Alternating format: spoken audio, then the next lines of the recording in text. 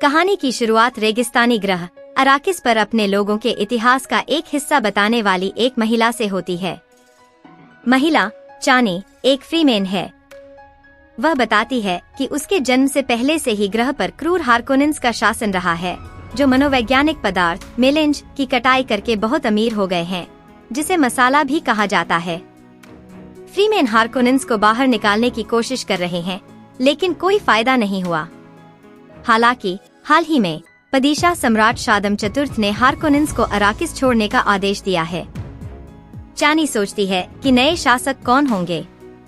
कैलाडन ग्रह पर पॉल एट्राइड्स अपनी मां लेडी जेसिका ड्यूक लेटो की उपपत्नी के साथ नाश्ता करता है। बेने गेसेरिट के अर्धधार्मिक आदेश की एक सदस्य जेसिका अपने बेटे को अपने आदेश की विशेष शक्तियों को सिखाने की कोशिश कर रही है। वह पॉल को एक गिलास पानी देने के लिए मजबूर करने की कोशिश करके उसका परीक्षण करती है। पॉल केवल आंशिक रूप से सफल होता है। पॉल को अराकिस ग्रह और उसके लोगों के बारे में पता चलता है। यह साइकोएक्टिव स्पाइस का एकमात्र स्रोत है जो जीवन और धारणा को बढ़ाता है। स्पाइस अंतरतारकीय यात्रा के लिए आवश्यक है क्योंकि यह नाविकों की विस्तारित चेतना को संभव बनाता है, जो प्रकाश की छलांग से भी तेज योजना बनाते हैं, एक ग्रह से दूसरे ग्रह पर तुरंत यात्रा करने के लिए अंतरिक्ष समय को फोल्ड करते हैं। लेटो एट्राइड्स सैनिक गुर्नी हेलेक और मेंटैट फिर हवात के साथ एक शाही दूत से मिलते हैं, जो हाउस एट्राइड्स को अराकिस के पुरस्कार को औपचारिक रूप देता है। सम्राट को लेटो की बढ़ती राजनीतिक शक्ति और लैंडसराड में लोकप्रियता का डर है, जो कुलीन घरों का एक सम्मेलन है। लेटो को पता है कि अराकिस की देखरेख करने के लिए उनकी नियुक्ति किसी तरह का जाल है, लेकिन वे शाही प्रस्ताव को अस्वीकार नहीं कर सकते। पॉल अपने दोस्त कुलीन सैनिक डंकन इडाहो से पूछता है कि जब डंकन कुछ सप्ताह पहले अराकिस में चीजों की खोज करने के लिए जाता है तो उसे अपने साथ ले जाए। डंकन मना कर देता है। पॉल ने बताया कि उसे अराकिस और फ्रीमेन के बारे में सपने आ रहे हैं, जिसमें एक ऐसा सपना भी शामिल है जिसमें डंकन युद्ध में मारा जाता है। डंकन इसे महज एक सपना बताकर खारिज कर देता है। पॉल से कहता है कि जब हम जागते हैं तो हर महत्वपूर्ण चीज होती है। पॉल अपने पिता से जल्दी अराकिस की यात्रा करने की अपनी इच्छा पर चर्चा करता है, लेकिन लेटो मना कर देता है, यह कहते हुए कि उसे पॉल की जरूरत है। वह राजनीतिक स्थिति की व्याख्या करता है। सम्राट ने हाउस एट्राइड्स और हाउस हार्कोनिन के बीच संघर्ष की स्थापना की है, एक युद्ध जो सम्राट के लाभ के लिए उन दोनों को कमजोर कर देगा। इसके बजाय लेटो ने फ्रीमेन के साथ गठबंधन करने का इरादा किया ताकि उनकी रेगिस्तानी शक्ति का इस्तेमाल अपने लिए किया जा सके और सम्राट को मात दी जा सके। पॉल एक नेता के रूप में अपने पिता का उत्तराधिकारी बनने की अपनी क्षमता के बारे में संदेह व्यक्त करता है। लेटो ने अपने बचपन के संदेहों को साझा किया और जोर देकर कहा कि पॉल नेतृत्व के लिए अपना रास्ता खोज लेगा, जैसा कि उसने किया था। गुर्नी ने पॉल के साथ एक तीखा सत्र आयोजित किया, जिसमें जोर देकर कहा गया कि युवा ड्यूकल वारिस को हार्कोनिन्स द्वारा उत्पन्न खतरे के बारे में अधिक सावधान रहना चाहिए और युद्ध में अधिक निर्दयी होना चाहिए। पॉल को चानी के सपने आने लगते हैं। जेसिका के Bene Gesserit superior reverend mother Gaius Helen Mohiam Paul का परीक्षण करने के लिए कैलाडन पहुंचते हैं। बैठक से पहले उनका सुख डॉक्टर वेलिंगटन यूह द्वारा निरीक्षण किया जाता है, जो पॉल को चेतावनी देते हैं कि बेने गेसेरिट का अपना एजेंडा है। मोहियम पॉल को उसके चरित्र का न्याय करने के लिए एक जहरीली सुई और दर्द देने वाले बॉक्स का उपयोग करके गोम जब्बार के परीक्षण से गुजारता है। परीक्षण के बाद मोहियम पॉल से उसके सपनों के बारे में पूछता है और क्या वे कभी कभी सच होते हैं। इसके बाद मोहियम जेसिका को ड्यूक लेटो के लिए एक बेटा पैदा करने के लिए डांटता है, न कि बेटियों को पैदा करने का आदेश दिया गया था। वह जेसिका पर यह सोचने का आरोप लगाती है कि उसका बेटा क्विसाट हेडेराच हो सकता है, जो बेने गेसेरिट की मसीहाई भविष्यवाणी की पूर्ति है। जेसिका इस विश्वास की पुष्टि करती है और मोहियम उसे चेतावनी देता है कि पॉल की क्षमताएं पूरी तरह से विकसित नहीं हुई हैं और आने वाले परीक्षणों में उसकी मृत्यु हो सकती है। जब मोहियम चला जाता है तो पॉल अपनी मां से पूछता है कि मोहियम का क्या मतलब था। जेसिका बताती है कि बेने गेसेरिट ने एक अद्वितीय दिमाग पैदा करने के लिए चयनात्मक प्रजनन कार्यक्रम में सैकड़ों साल बिताए हैं, जो अतीत और भविष्य दोनों को देख सकता है। एट्राइड्स अराकिस पहुंचते हैं। जब वे अपने जहाज से उतरते हैं तो स्थानीय लोग एक ऐसा वाक्यांश जपना शुरू कर देते हैं जिसे पॉल पहचान नहीं पाता। पॉल अपनी माँ से पूछता है और वह बताती है कि यह लिसान अल गैब की एक स्थानीय भविष्यवाणी है, बाहरी दुनिया की आवाज, अराकिस पर भविष्यवाणी की गई मसीहा। जेसिका कहती है कि उन्हें लगता है कि पॉल यह व्यक्ति हो सकता है, लेकिन पॉल इसे बेने गेसेरिट द्वारा फैलाए गए अंधविश्वास के रूप में खारिज कर देता है। जेसिका एक फ्रीमेन नौकर शेडआउट मैप्स को काम पर रखती है। मैप्स जेसिका और पॉल को लिसान अल गैब की पूर्ति के रूप में देखता है और जेसिका को शाहीलूद के दांत से बना एक खंजर देता है, जो विशाल रेत के कीड़े हैं जो अराकिस के रेगिस्तान को इतना खतरनाक बनाते हैं। उस रात जब वह मुअद्दिब रेगिस्तानी चूहे की होलोग्राफिक छवि का अध्ययन करता है, पॉल एक शिकारी खोजी ड्रोन द्वारा हत्या के प्रयास से बच जाता है जब मैप्स कमरे में प्रवेश करता है, जिससे उसका ध्यान भंग होता है। लेटो अपने नए क्षेत्र का सर्वेक्षण करता है और पाता है कि हार्कोनेंस ने बहुत से आवश्यक बुनियादी ढांचे को नष्ट कर दिया है। वे इस मुद्दे को संक्रमण के शाही मध्यस्थ लिटकाइनेस नामक एक पारिस्थितिकीविद के पास ले जाने का फैसला करते हैं, जो कई वर्षों से अराकिस में रह रहे हैं। डंकन इडाहो कई सप्ताह तक फ्रीमेन के साथ रहने के बाद वापस आता है। वह ड्यूक को रिपोर्ट करता है कि फ्रीमेन अद्वितीय लड़ाके हैं जो रेगिस्तान के नीचे गुफाओं में सीच नामक समुदायों में रहते हैं। डंकन फिर हवात के इस विश्वास की पुष्टि करता है कि फ्रीमेन पहले से कहीं ज्यादा है। इनमें से एक सीच का नेता स्टिलगर लेटो से मिलने आया है। स्टिलगर मांग करता है कि आउटवर्ल्डर्स मसाले की खदान के अलावा शहर से बाहर न जाए। लेटो मना कर देता है, लेकिन जोर देता है कि सीच छूते रहेंगे और एट्राइड्स के शासन के दौरान फ्रीमेन का शिकार नहीं किया जाएगा। पॉल स्टिलगर को रहने के लिए आमंत्रित करता है, लेकिन वह चला जाता है। डंकन एट्राइड्स को कुछ फ्रीमेन तकनीक से परिचित कराता है, जिसमें नमी बचाने वाले स्टिल सूट और थंपर शामिल हैं, जिनका उपयोग सैंडवर्म को आकर्षित करने के लिए किया जाता है। लेटो की पार्टी मसाले खनन कार्यों की जांच करने के लिए लिटकाइंस से मिलती है। वह उनके स्टिल सूट का निरीक्षण करती है और पाती है कि पॉल ने सहज रूप से अपने स्टिल सूट को फ्रीमेन तरीके से फिट किया है। स्थानीय भाषा में वह कहती है, वह आपके तरीकों को ऐसे जानेगा जैसे कि वह उनके लिए पैदा हुआ हो। पार्टी मसाला खनन कार्य का निरीक्षण करने के लिए उड़ान भरती है। खनन वाहन एक सैंड क्रॉलर ने एक कीड़ा को आकर्षित किया है, जो मसाला इकट्ठा करते समय क्रॉलर के लयबद्ध कंपन द्वारा खींचा जाता है।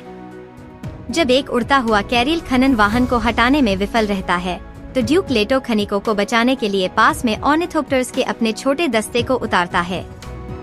जब पॉल खनिकों को अंदर ले जाने के लिए बाहर निकलता है, तो उसे मसाले की एक बड़ी खुराक मिलती है और उसे कई दृश्य दिखाई देते हैं, जिसमें से एक दृश्य चानी के साथ उसका भी होता है। वह क्रॉलर के साथ रेत में लगभग धंस जाता है, तभी गुर्नी उसे पकड़ लेता है और अपने पिता के ऑर्निथोप्टर पर खींच लेता है। दोनों देखते हैं कि कीड़े का विशाल दांतेदार मुंह खुलता है और सैंड क्रॉलर को पूरा निगल जाता है। बाद में पॉल की जांच डॉक्टर यू द्वारा की जाती है, जो पॉल और उसकी मां को सूचित करता है कि मसाला मनोवैज्ञानिक है, लेकिन पॉल को नुकसान नहीं पहुंचाना चाहिए। ड्यूक लेटो रात में इस एहसास के साथ जागता है कि कुछ गड़बड़ है। वह सुरक्षा को बुलाता है, लेकिन कोई जवाब नहीं मिलता। वह मैप्स को चाकू मारकर हत्या करते हुए पाता है और उसे एक लकवाग्रस्त डार्ट से गोली मारी जाती है, जो उसके शरीर की ढाल से होते हुए उसकी पीठ में घुस जाती है, जिससे वह असहाय हो जाता है। यू खुद को एक गद्दार के रूप में प्रकट करता है। उसने ढालों को नीचे कर दिया है और एट्राइड्स के संचार को बाधित कर दिया है। यू ने लेटो को बताया कि हार्कोनेंस ने उसकी सहमति इसलिए सुनिश्चित की क्योंकि उन्होंने उसकी पत्नी को बंदी बना लिया है। वह ड्यूक लेटो के एक दांत को एक जहर कैप्सूल से बदल देता है, जिसे वह उम्मीद करता है कि ड्यूक बैरन को मारने के लिए इस्तेमाल कर सकता है। गुर्नी को जगाया जाता है और वह जवाबी हमले का नेतृत्व करता है, क्योंकि हार्कोनेन सेना शाही सर्दुकर सैनिकों की सहायता से अपना हमला शुरू करती है। एट्राइड सैनिक बिना तैयारी के और संख्या में कम होने के कारण हार्कोनेन सैनिकों और सर्दुकर से पकड़े गए खुद को जल्दी ही पराजित पाते हैं। डंकन कई सर्दुकर को मारता है, एक ऑर्निथोप्टर लेता है और पॉल और जेसिका को बचाने की कोशिश करता है, लेकिन पाता है कि वे पहले ही चले गए हैं। बैरन व्लादिमीर हार्कोनेन ने मोहियम और बेने गेसेरिट से वादा किया है कि वह पॉल या जेसिका को नुकसान नहीं पहुंचाएगा, इसलिए वह अपने कुछ लोगों को उन्हें रेगिस्तान में ले जाने के लिए भेजता है ताकि वे ठंड से मर जाएं। पॉल अपनी बेने गेसेरिट क्षमताओं में पूरी तरह से सुरक्षित नहीं है, फिर भी वॉयस का उपयोग करके पुरुषों में से एक को अपनी मां का गैग हटाने का आदेश देने में सक्षम है। जेसिका तुरंत पुरुषों में से एक को उसके साथी को मारने का आदेश देती है। जब वह पूरी तरह से मुक्त हो जाती है तो वह उनमें से 2 को व्यक्तिगत रूप से मार देती है। उनका ऑर्निथॉप्टर दूर से अक्षम हो जाता है और जमीन पर गिर जाता है। पॉल और जेसिका दूर से अराकीन की तबाही देखते हैं। यू बैरन हार्कोनेन से मिलता है और मांग करता है कि बैरन अपने सौदे का सम्मान करे। बैरन वादा करता है कि यू अपनी पत्नी से फिर से मिल जाएगा और फिर उसका गला काट देता है। बैरन फिर लकवाग्रस्त लेटो पर गर्व करता है, जो अपने नकली दांत को काटता है और जहर को बाहर निकालता है, जिससे कमरे में मौजूद सभी लोग मारे जाते हैं, सिवाय बैरन के जो गंभीर रूप से घायल हो जाता है। उसने अपने शरीर की ढाल को सक्रिय कर लिया है और छत पर तैरने के लिए अपने एंटीग्रेविटी सस्पेंसर का इस्तेमाल किया है। मेडिकल तकनीशियन बैरन को स्वस्थ होने में मदद करते हैं। एक तूफान से बचने के लिए एक टेंट में सवार होकर पॉल को अपने मसाले के संपर्क से दृश्य आते रहते हैं। वे सबसे पहले चानी के बारे में बताते हैं। हालांकि वे जल्दी से खूनी संघर्ष और धार्मिक कट्टरपंथियों के दृश्यों में बदल जाते हैं, जो एट्राइड्स के झंडे के नीचे और ड्यूक लेटो के नाम पर काम करते हैं, आकाशगंगा में अनथीन आग की तरह फैलते हैं। पॉल जो देखता है उससे भयभीत हो जाता है और अपनी मां और बेने गेसेरिट को दोषी ठहराता है, लेकिन अंततः उसकी मां उसे दिलासा देती है। पॉल और जेसिका को डंकन इडाहो द्वारा बचाया जाता है, जो नरसंहार से बचने में कामयाब रहा। डंकन उन्हें काइनेस के पास ले जाता है, जिसने फ्रीमेन द्वारा कब्जा किए गए एक परित्यक्त टेराफॉर्मिंग स्टेशन में अपना डेरा जमाया हुआ है। सदुकर उन्हें वहां ट्रैक करते हैं और हमला करते हैं, जिसमें फ्रीमेन उनमें से कई को मार देते हैं। डंकन पॉल, जेसिका और काइनेस को भागने देने के लिए अंतिम लड़ाई में खुद को बलिदान कर देता है। पॉल और जेसिका एक ऑर्निथॉप्टर में भाग जाते हैं। काइनेस एक थंपर सेट करता है, जिसका उद्देश्य सैंडवॉर्म को बुलाना और उसे भगाना है, लेकिन वह सर्दुकर द्वारा घातक रूप से घायल हो जाती है। इससे पहले कि वे जानलेवा वार कर पाते, एक सैंडवॉर्म आ जाता है और काइनेस ड्रम सैंड के एक टुकड़े को पीटकर उसे अपनी ओर आकर्षित करती है। वे सभी कीड़े द्वारा निगल लिए जाते हैं। एक शक्तिशाली रेत के तूफान के माध्यम से ऑर्निथॉप्टर को चलाते समय पॉल को एक फ्रीमेन व्यक्ति का दर्शन होता है, जो उसे सलाह दे रहा है। उसे बता रहा है कि रेगिस्तान में जीवित रहना एक प्रक्रिया है और उसे पर्यावरण के प्रवाह के साथ चलना चाहिए। पॉल थॉप्टर के पंखों को वापस खींच लेता है और उन्हें तूफान के भंवर द्वारा रेगिस्तान में और भी गहराई तक ले जाने देता है। वे बच जाते हैं, लेकिन ऑर्निथॉप्टर क्षतिग्रस्त होने के कारण उन्हें रेगिस्तान में पैदल ही चलना पड़ता है। जब वे ऐसा करते हैं तो उन्हें फ्रीमेन द्वारा देखा जाता है। जेसिका और पॉल उस जगह की ओर बढ़ते हैं जहां उन्हें लगता है कि फ्रीमेन सीटेज है। उनकी हरकतों से एक सैंडवॉर्म आकर्षित होता है और वे पास की कुछ चट्टानों की ओर भागते हैं। सैंडवॉर्म कुछ सेकंड के लिए पॉल को देखता हुआ रुकता है, इससे पहले कि एक थंपर उसे दूर खींच ले। फ्रीमेन के एक समूह ने उन्हें पकड़ लिया। स्टिलगर उनके साथ है और पॉल को पहचानता है और कहता है कि वे उसे छू नहीं सकते। एक और फ्रीमेन, जेमिस, स्टिलगर के विश्वास को खारिज करता है और पॉल और जेसिका को मारना चाहता है और उनके शरीर को लूटना चाहता है। पॉल जेमिस को अपने दर्शनों में दिखाई देने वाले व्यक्ति के रूप में पहचानता है। जेसिका कैलाडन लौटने में मदद मांगती है, कहती है कि उन्हें अच्छा इनाम मिलेगा, लेकिन स्टिलगर किसी भी इनाम को व्यर्थ बताकर खारिज कर देता है। स्टिलगर पॉल, जो अभी भी युवा है, को उनके सीएच में शामिल होने की अनुमति देने की पेशकश करता है, लेकिन कहता है कि जेसिका, जिसे वह लड़ने के लिए सीखने के लिए बहुत बूढ़ा समझता है, को पीछे छोड़ दिया जाना चाहिए। जेसिका और पॉल अपने बेने गेसेरिट प्रशिक्षण का उपयोग अधिकांश फ्रीमेन को निरस्त करने और स्टिलगर को चाकू की नोक पर रखने के लिए करते हैं।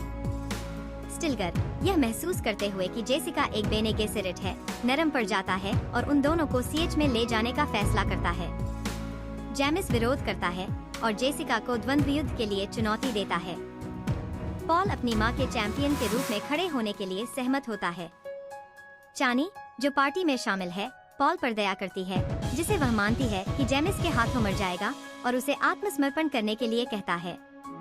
स्टिलगर उसे बताता है कि फ्रीमेन द्वंद्व युद्ध मौत तक होता है, और जेसिका कहती है कि पॉल ने पहले कभी किसी को नहीं मारा है। अनिच्छा से पॉल जेमिस को मार देता है।